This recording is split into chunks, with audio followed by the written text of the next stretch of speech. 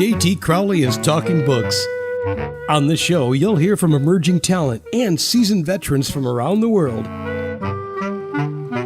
I'm J.T. Crowley, and on my show today, I have an American author from Southwest Missouri, Walter Stephen Geeding. He's come on the show to talk a little bit about himself and the books that make up the Endless Time series, The Path of Kokopelli, Murphy's Diggings. Now, these two books are already published, but there are other books in the series that are shortly to be released or are at various stages of editing and completion. They are Making Tracks, West Coast Turnabout, and the fifth book, Gringo, is still at the writing stage. But we're also going to look at another series of books that Walter has written, and that series is the Colony series.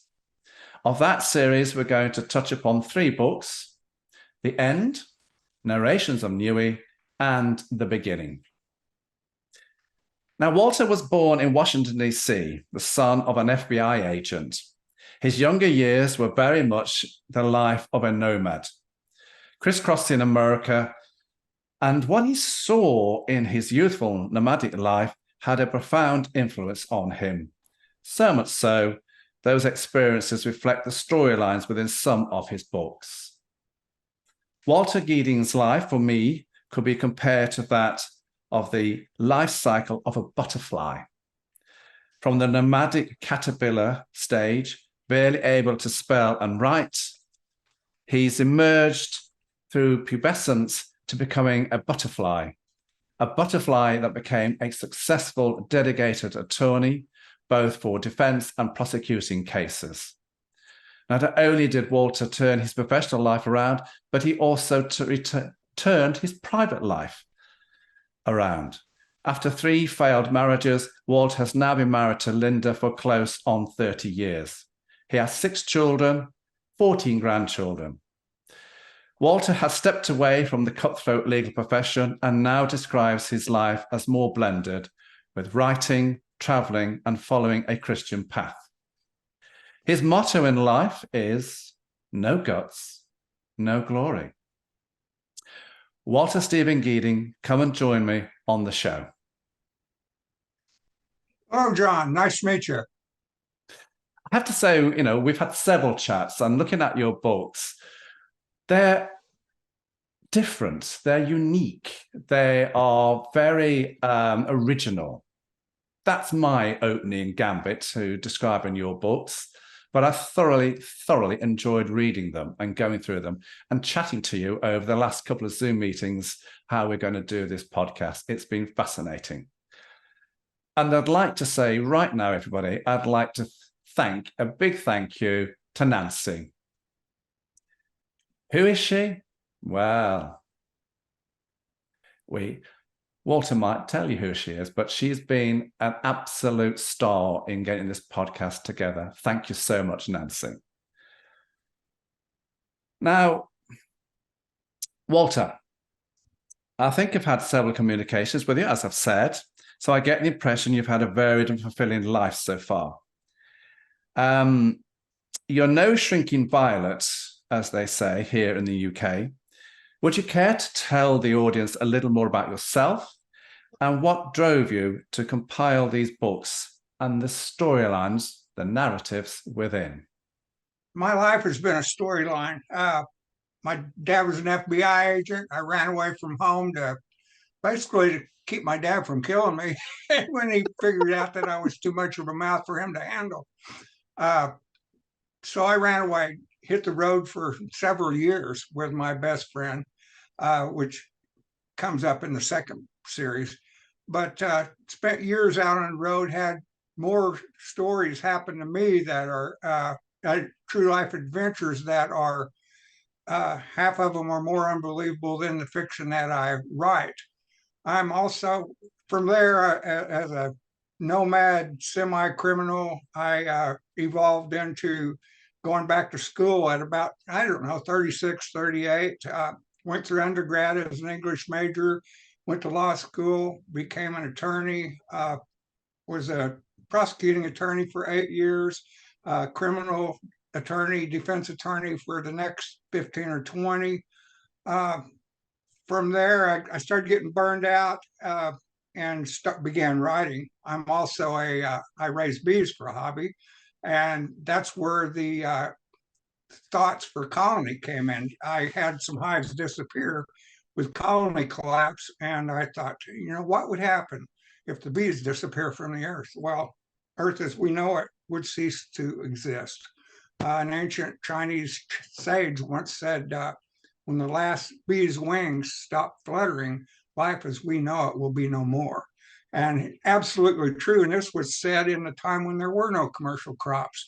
Earth, 50% of all commercial crops are pollinated by bees, 90% of non-commercial crops. So I free associated, and that's where colony came from. Now, Walter, let's take the audience to the Endless Time series, starting with the first book, The Path of Kokopelli. The story evolves around the time travel exploits of Jack and Jim, two lifetime drinking soulmates that live a carefree life just scraping by. A misplaced cabin draws their attention.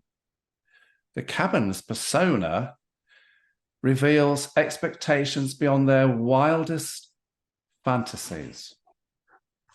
The holy grail of adventures is about to come their way.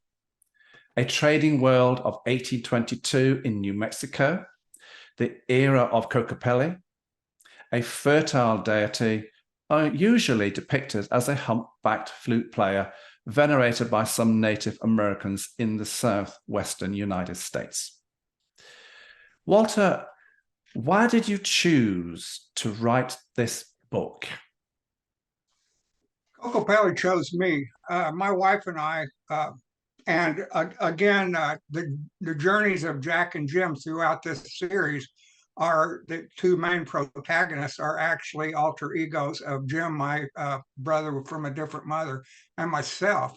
I chose to write about the Southwest because I love the Southwest. One, my wife and I were floating to Colorado some years back, and we floated, took a raft float down through there. And this little humped over guy kept appearing on the walls. The water was low. And then we went into the Southwestern tribes, their trading posts and stuff, and kept seeing this little guy. Well, he was wanting to become known to me. I mean, he was already well known, but he wanted me to know who he was. So I started researching him, and my first book was born. There was Kokopelli. He was already famous, but he wanted to be more famous. I've actually done my research into Kokopelli, and it's a very fascinating story, everybody. Go and Google him. Go and have a look. Now, Walter, there are 20 chapters of gripping adventures in this book as you flip between time, the near present, and the past. Now, I want to go to two of those chapters just to give people a flavor of what they can expect from this book. I would like to go to chapters 3 and 14, Admittance Process, Wyoming, and the Ranch. So chapter 3, Walter, Admittance Process even, everyone, Wyoming. You start this chapter, Fascination, along with a chill running down my spine. This is the quote, everybody. So it starts up with, fascination, along with a chill running down my spine, shook me when the letters ended. I looked at a stack of 24 letters, tied in one thick bundle with an old ribbon. Shrugging and opening the top one with a funny little guy sketched on top. I read the following. What are these letters, Walters? And how significant are they and the contents of this chapter to the overriding concept of your book? The books throughout the series are these letters have a profound effect on because they are written by a lady that is long since dead called Maria Elizabeth Davila, Donna Maria. Each letter directs them to a different time and place. There's 24 gold figurines. Each figurine takes them to a different time and place, and the map letters give them maps while they're there. The first one that they're talking about going to 1822 New Mexico, Kokopelli is the figurine that directs them there. They find out the figurines are actually time keys, and each time key will direct them to a different place. So that the letters themselves are integral to taking them where they need to go. And if they disregard the letters, they will become trapped in time themselves. And this, everybody, is pretty much the bane of the storyline throughout all these chapters. But the idea is to give you a flavor of what's in the book, not to go through all the chapters. If you want to see what's in all the chapters, well, go and get the book. I can't say fairer than that. And I say that very often in all my interviews. The idea is to give you a flavor of what this book is about. Now, we've got 5 books to do in the podcast, so we're going to move on to the next chapter in this first book. And that chapter where I want to go to, Walter, is You Head Up the Ranch. I liked one of the opening quotes, and here it is. Oh my God, Jack, you do smell sort of dead. Did knowing how to use soap and water slip your mind up here? What's this part of the book about, and what can readers expect, Walter, in this part of the book? Jack and Jim have successfully completed their first journey. They've got back and they've come back to the ranch where Jim has found his true love, got married, and had a child.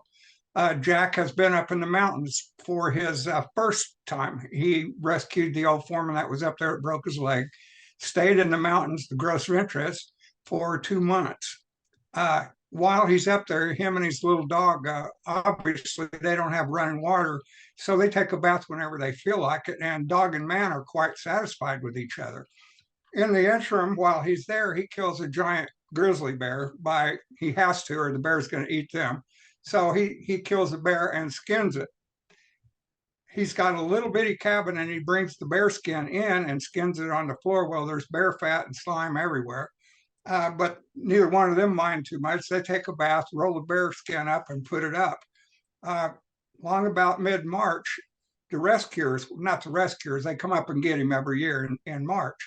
As soon as they walk in the door, they're going, hey, I guess, it must have been really lonely up here. Oh my God, you smell horrible. Well, combination of 2 months not taking a bath too often and rancid bear skin does the trick.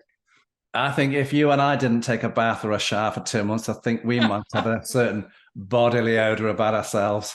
The dog didn't mind. So no, the dog wouldn't mind. But I think other people might mind. They say, go take a bath. Yeah. My wife would kick me out. I'm sure she would. Don't blame her. You're not coming here smelling like that. Take a shower. Walter, let's quickly turn to the second book, Murphy's Diggings, as we have a lot to get through in this podcast interview. Here we have Jack and Jim, the main protagonists, are back with more spills and twists, wonderfully foretold, everybody, over 20 breathtaking imaginary chapters. The characters, as you would expect, have moved on, but face a new set of issues. Thieving heirs, saving the Wyoming branch, killing California, Gold Rush 1848, a millionaire philanthropist, the Murphy boys, a rich Mormon, 2 helpless Miwok Native American boys, voices from the grave, plus lots more, everybody. So, Walter, let's give folk an idea of what they can expect by going to 2 of the chapters in this book, chapters 5 and 17. Sutter's Mill and meeting Murphys and Greenhorns. So chapters 5 and 17, Sutter's Mill and meeting the Murphys and Greenhorns. They're the chapters that we're going to go to. So in Sutter's Mill and meeting the Murphys, you open up the chapter with, there are no roads and barely Indian trails in this part of the world. With the jump, late August had turned into September in North California, and morning air held the nip of autumn's chill. What's going on, Walter, in this book? What can the readers glean about all the goings on here, and in particular, this section of the book? Again, they protagonists have become ranchers. The heirs have showed up after the old folks that own the ranch die and have stolen everything. Jack decides Jim will not go. He's married with a child. He says, "I'm not going, buddy." And Jack decides to go himself. Brother-in-law stabs a man in a self-defense fight. He's in jail for murder. Jim's wife says, "You're going to go with your godfather," and back they go. They get supplies, and they're going to go to 1848 California to trade. When they go, they step out of Discovery Tree after going across the portal and coming out in 1848 California through the Discovery Tree. They go 14 miles and they come up to Murphy's Diggings. Murphy's boys are real life figures that two brothers. They actually had a fist fight over which Murphy would name Murphy's Diggings to become today's Murphy's California. Neither one of them could beat each other, so it became Murphy's with no apostrophe. True story. Along the way, they found in the past they found that self-worth is more valuable than money. But in this book, they meet millionaire renegade Mormon Sam Brannan. He's a murderer and probably California's first millionaire. They meet John Sutter, and these are real life people. San Francisco is still a population of about 1,000, still a big trade city. Brannan's used to getting his way.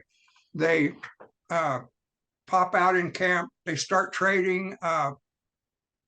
They meet two Miwok Indian boys who become their friends while they're there. And it's a series of meeting murderers, meeting a lawless land, and trying to retain your dignity and your honor in a time when there is no dignity and honor. And chapter 17, Greenhorns. Here you're talking about the McSwain ranch. I like this chapter, everyone. The McSwain brats. One snagging some Mexican cowboys from another ranch. 3 men attacking one, plus loads more carryings on. Would you care to open up, Walter, as to where you're taking the reader here in this part of the book? Because it's absolutely wonderful, this chapter 17, everyone, Greenhorns. It's amazing. Spill the beans, as they say over here. I'm sorry. Spill the beans, as they say over here.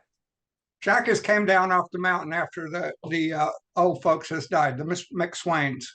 The 3 people that he meets, and he's ridden a horse for 20 miles in the snow. He came down early. Comes down, 3 people. They meet him, and as usual, this is his second trip. He comes down, and 3 people meet him at the gate, which are the heirs to the McSwain Ranch. They have found out, much to their chagrin, that they have made a grandson out of Little Sarge, Jim's son, and deeded him a large part of the ranch. And they are busy trying to steal everything that's not laid down. They try to convince Jack to leave, for lack of a better word. Jack habitually wears his Colt 45s when he's out on the range, and he is on this day. And he basically says, "I'm tired, I'm dirty, and I'm cold." And one of them spouts off, and I think he drops him. And that's how it starts out. It's a fascinating. He doesn't kill him; he just hits him. Don't say anything. Don't give the plot away. Oh no. It really is a fascinating part of the book, and that's why I wanted to go there, everybody. So I am fully aware we are skimming through these books because once we've gone through the 5 books, Walter wants to talk about what's coming down the line with the Endless Times series. So we will come back to the Endless Times series, everybody. Walter, I want to move away now from the Endless Times series books but it says we will be coming back to them. But I want to go to the Colony series now. Now, there are 3 books, everybody, in this series that we're going to talk about. The first one is called The End. The second book is the narration of Nui. And the third book is called The Beginning. Briefly, Walter, what is this series about? The end, the book, well, the entire series is about how life as we know it will end with nuclear war and the bees disappearing. The bees disappear from Earth. Starving countries begin to attack, crossing borders, attacking each other.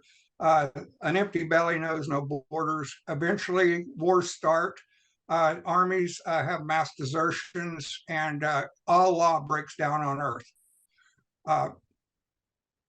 Reading knows that the end is coming, the protagonist, and he finds a cave to get his little band in. He knows that by the end of the second year that it's gonna come loose, and he starts getting his band together. He puts enough food in there for 6 months. When the EMP goes off, he takes his band, and as the last one in, he seals the entrance. The bombs go off and freeze them in for 10 years. That's the start of it. And that's just the tantalizing start, everyone. Okay, Walter, let's have a look at some of the chapters within the 3 books, starting with book 1, The End. Here we have 20 chapters of stimulating storylines, everybody. The main character is Steve, a beekeeper, lawyer, survivalist, prisoner, and ally of the strange underground guardians that are trying to save what's left of Earth's shambolic human affairs. Surface in a frozen state. What's the overriding theme to this book, Walter? And do you think what you've put in chapter 3 supports that main theme? So apart from telling us about the general theme, can you go into a little more detail with what's taking place in chapter 3 here? Let's give the audience, the listeners, a tantalizing opportunity to go into this chapter. Can you read the first line of chapter 3? I haven't got I've that. got chapter 4. Chapter 3.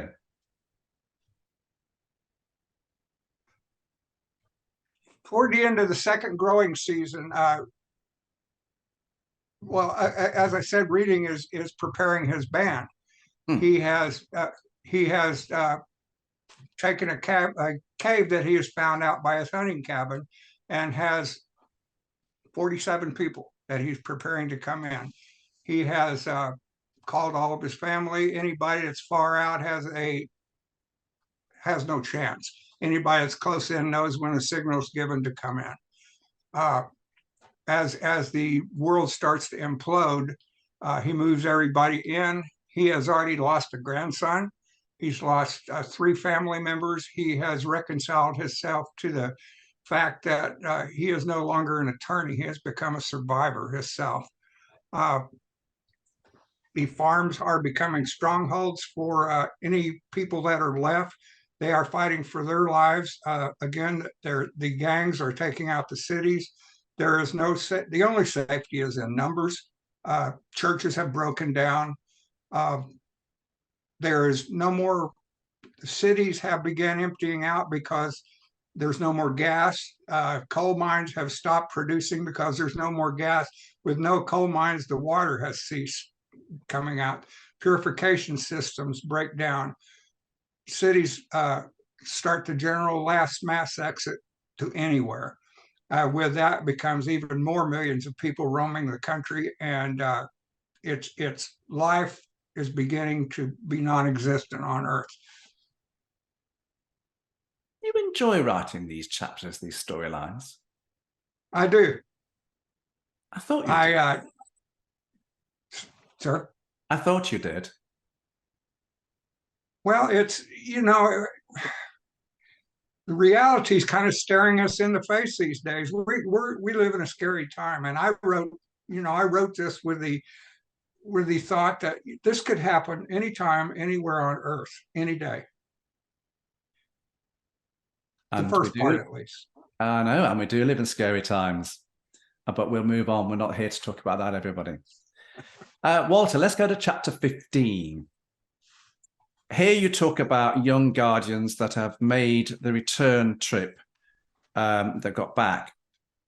Queen Z, the Malone disappearance, business being on high alert, Marcy's burial, a huge explosion, the creator loathing to extinguish life already created, Zur finding us, the original Zur Queen, the old Zur Queen, Zur sensing you as a direct descendant of Nui, which links to the second book in the series. Where are you taking the readers here? Nuclear war has started. They are in their cave. 6 months have passed. The food has run out. Reading takes off farther in the cave. He doesn't want to see his people starve to death. He decides to either find help or die trying. When he wakes up on the cave floor several days later, he's staring into the eyes of what he perceives as a giant insect, which is in fact one of the Earth's creator's guardians, created many, many hundreds of thousands of years before. She takes him to the colony, to her colony, which is in fact an ark. There are 13 arks just like it across the world, with game preserves or animal preserves, if you will. She hears her workers say that 7 people have disappeared when 3 of the band go back for some necessaries for the people. She goes back and gets the rest of the people. 7 of them are missing. When she hears this, she flies back with Reading. All of a sudden, she's being chased by we don't know who.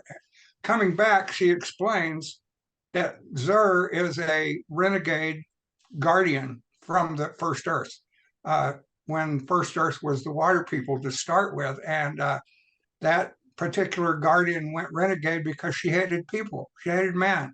And she allies with another water person who was a leader at the time. He was loath to give up his strength and position, so he decided to take out the rest of man. Between the 2 of them, in First Earth, they drowned the planet and destroyed all the cities. And she knows that Zur is now alive. She was banished, and for 70,000 years, nobody had heard a word out of her. Now, all of a sudden, our nuclear war created a path for her to get out of her prison, and she can sense living conscious bodies, and therefore something's going to have to be done in sin because she's bringing the war to us. I told you it's a fascinating book, everybody, and I think you'll find I'm right. Let's go to the second book in this series, Narrations of Nui. Here we find Steve, the main protagonist, hidden in a cave on the brink of starvation, discovering an ancient guardian species known as Zed, sent by the creator to preserve all of Earth's treasures, including man. Now, Steve's connection to the Zed is intriguing. What role the bees he raised and an ancient unknown ancestor play is equally absorbing, everybody. There's a lot going on in the melting pot of this book, the core of this book, everybody, the heart of this book.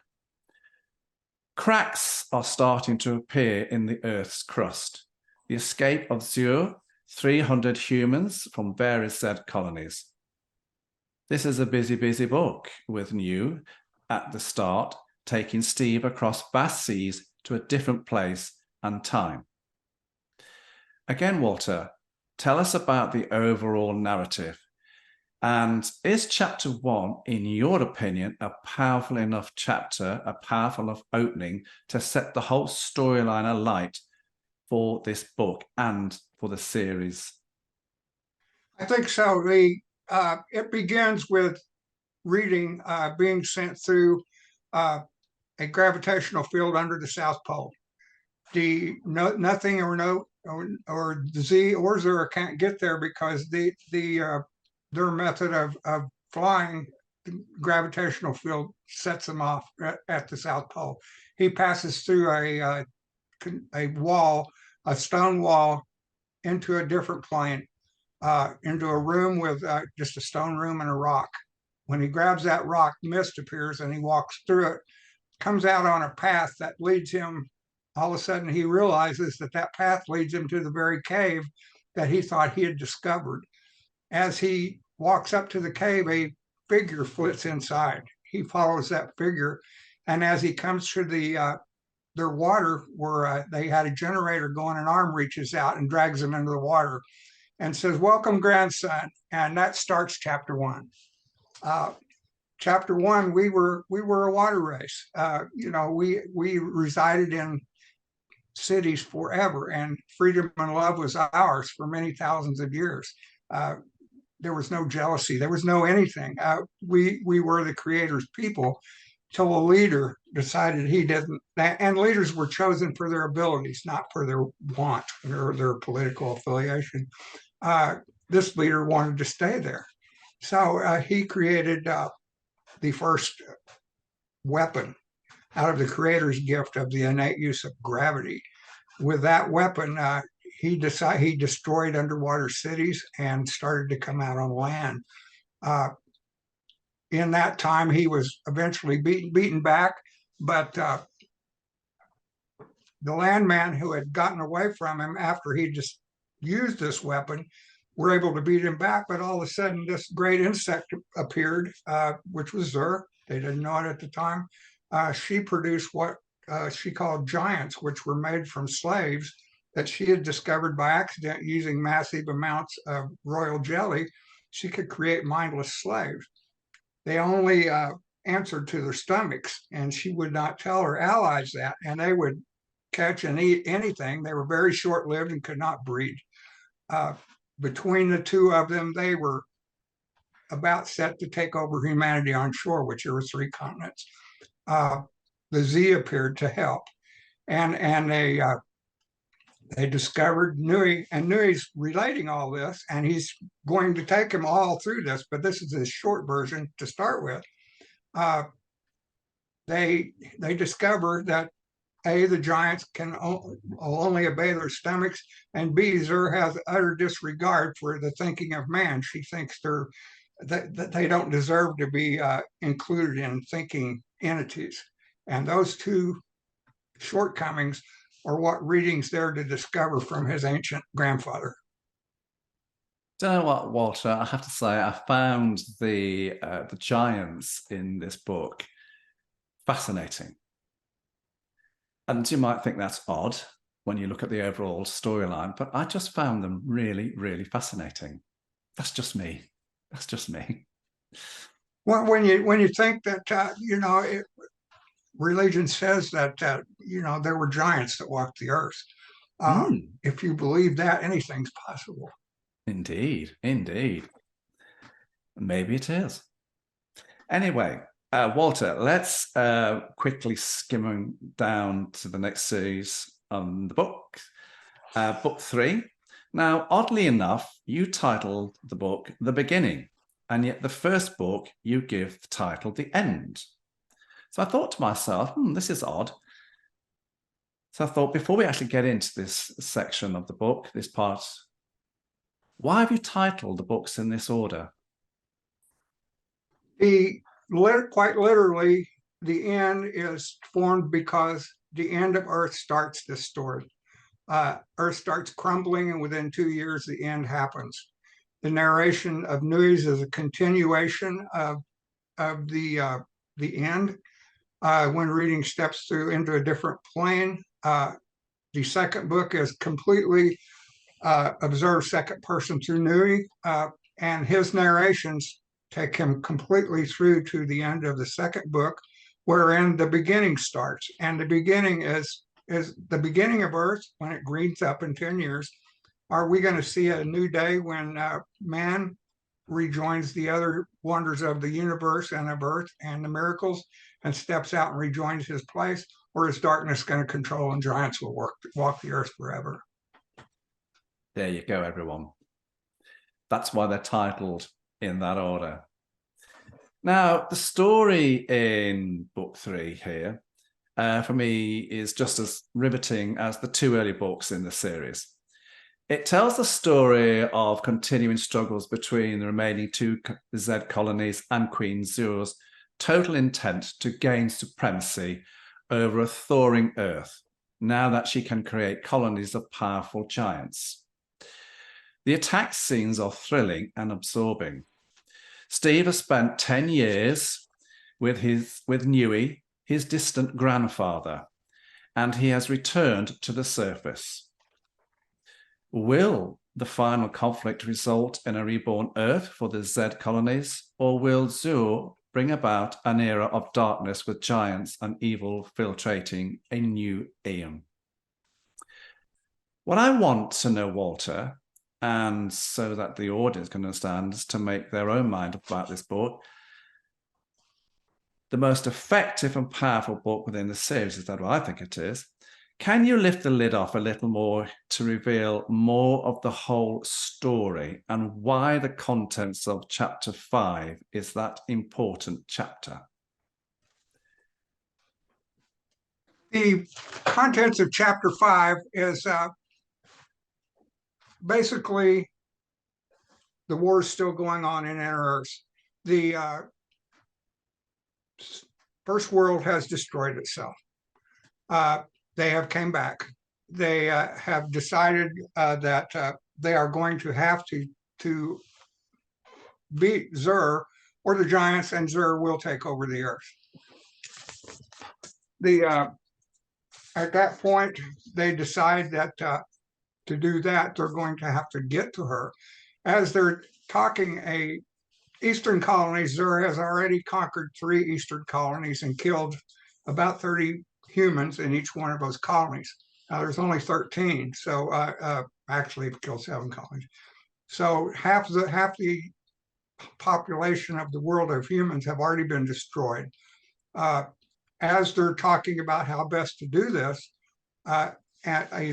one emaciated Z comes that is in charge of taking care of the preserves where all the animals of the earth are. She says that, as for our queen, she said, keep these people alive at all costs. And she took 6 people from an eastern colony and put them in one of the animal preserves. And they are trying to figure out how to get to them. At the same time, she is attacking one of the western colonies. They have to go through 50,000 attackers to get to the east. They plan a great bomb, for lack of a better word. And as they set it off, Reading and 5 others and 6Z go underground to get to a place where the animals are. And that place is called the Preserve. And that is where chapter 5 starts. The Preserve itself is a little 40-foot room. As you walk underground, and as you walk into the room, all that's there is a picture turned up and a light bulb hanging over the top. And Reading's going, that's kind of weird. And he says, now follow an exact straight line or you'll meet an unpleasant death. He follows them in, and he knows that they start going up through the clouds. And when they come out of the clouds, they're on a huge ledge overlooking Arabia, or the Arabic place. And it's a huge place, and they're in the middle of a huge place. All the animals, he can look down, the lions and the camels are asleep. There's schools of fish. Everything is asleep. The Creator has made a miniature Earth with the animals in it completely and left them asleep. This is what is beginning to run out of food for the Eastern workers have been taking care of them. The 6 sleeping people, there's one, he's a descendant of an Eastern beekeeper, his wife and 4 kids. They get those 4 and are heading back, and they get ambushed by a group of attacking Zur. And I won't go any farther than that into that. No.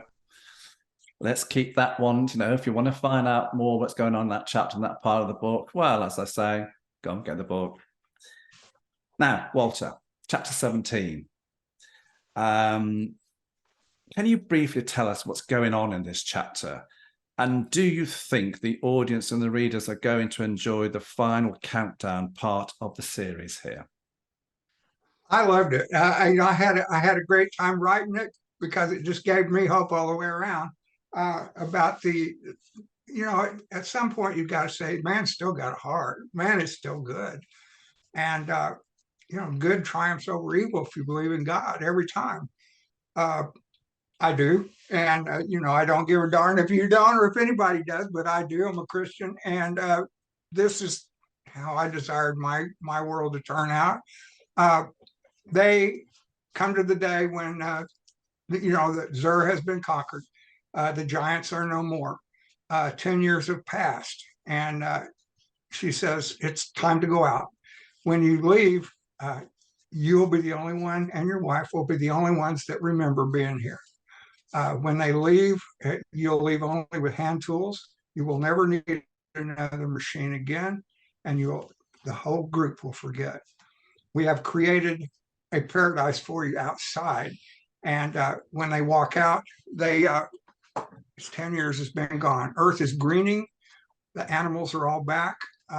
They have lives ahead of them, and Earth is looking forward to a grand future, and man is back on Earth.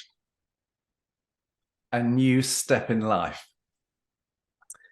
That's right. Absolutely. And when you look at the book, everybody, that's what you will find, but I'm not going to go into it anymore. I hope, everybody, that we've given you a tantalizing glimpse into what the Colony series is about, because as I promised you, I want to now go back to the Endless Time series, because Walter wants to talk to you and say what's coming down the line. Now, because the books they're not out, they're at various stages, so I don't know what's in them. All I know is that they have been given various titles, and so book 3 is being called Making Tracks. Book 4 is West Coast Turnabout, and Gringos is number 5. So I'm going to hand it over to Walter here. What's in these books? When they're going to come out? Take it over to you. What is in these books that are about to come out? Making Tracks is in the final stages of editing, should be out, if I'm lucky, by the first of the year. Making Tracks is about the making of the Transcontinental Railroad from the time the biggest fraud in history was perpetrated on Washington, D.C. to the pounding of the Golden Spike in Promontory, Utah. It covers a series of times from the last of 63 to 1869. There are 3 inner portals in it. It also covers 700 years of migrations by the Athabascans or Dene, which are Dene is the people, literally the people. They are the forerunners of the Pueblos and the Apache. Jack and his cohort will travel the path from standing in Washington, D.C.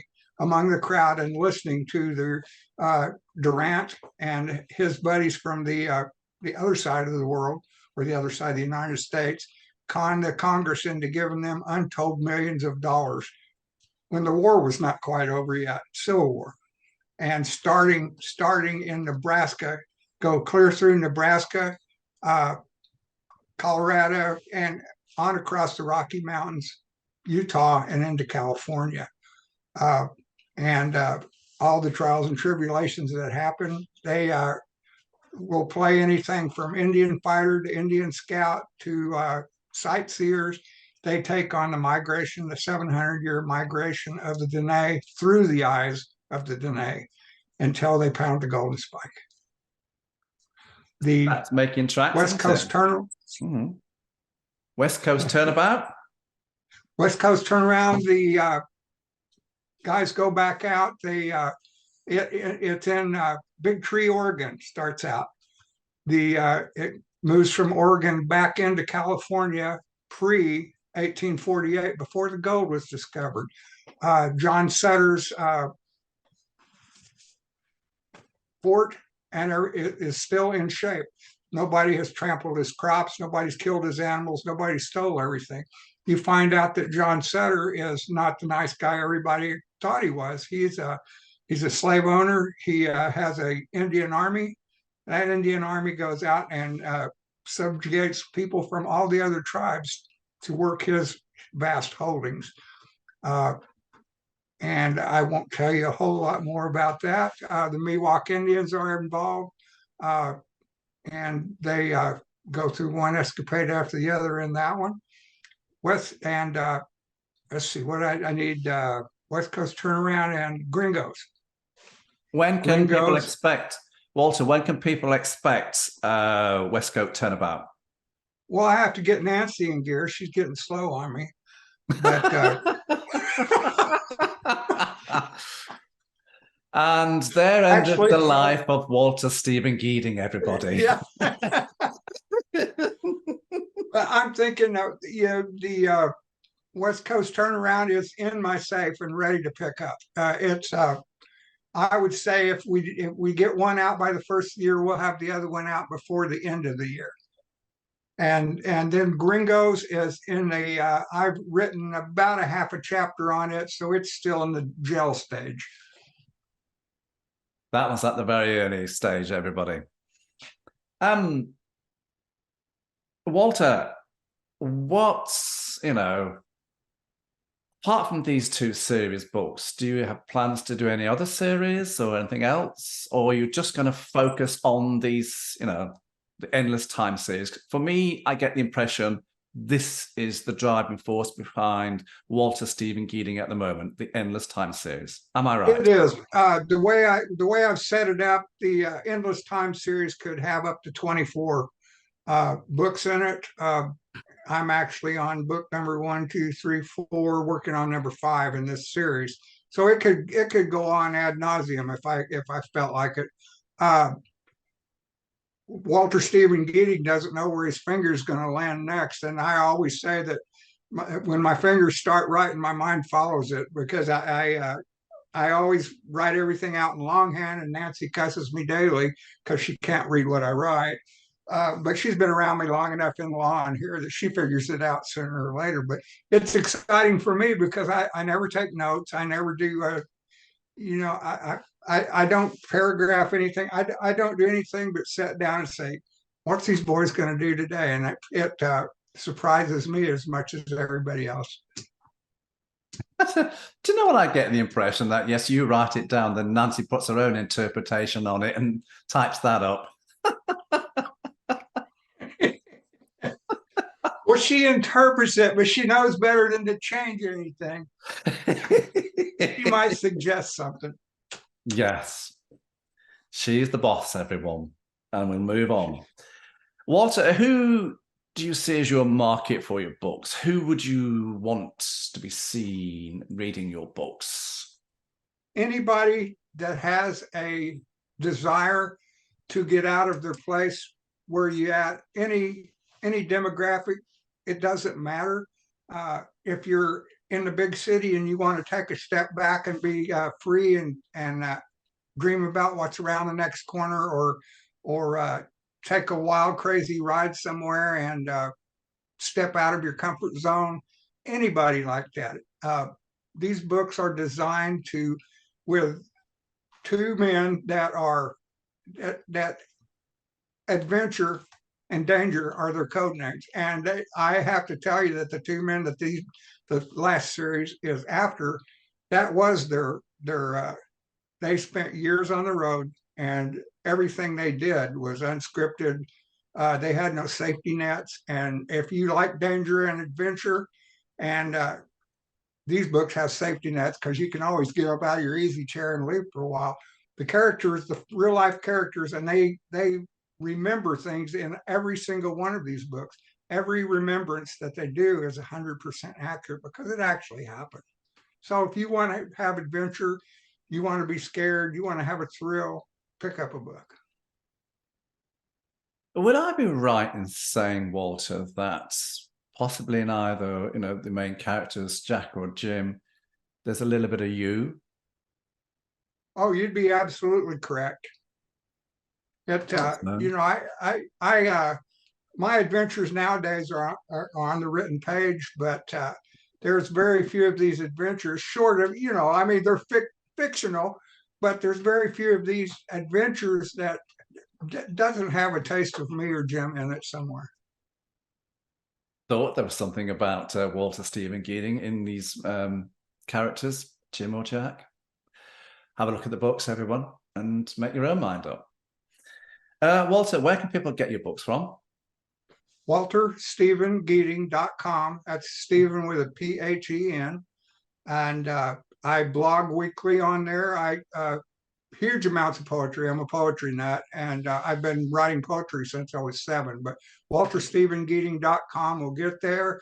If you want more up-to-date things that are happening in the series' world, or you want to just read some crazy up-to-date poetry about what's happening in the world or what's happening as far as what I see when I'm walking down a country road or see an animal out in the woods or something, go to WalterStephen.com. Take a peek into my world. Walter Stephen Geeding, thank you so much for coming on my show and sharing a little bit about your own life and the books that you write and the books that are coming down the line. I'm JT Crowley. Thanks for listening, watching, wherever you are in the world. So until next time, stay safe.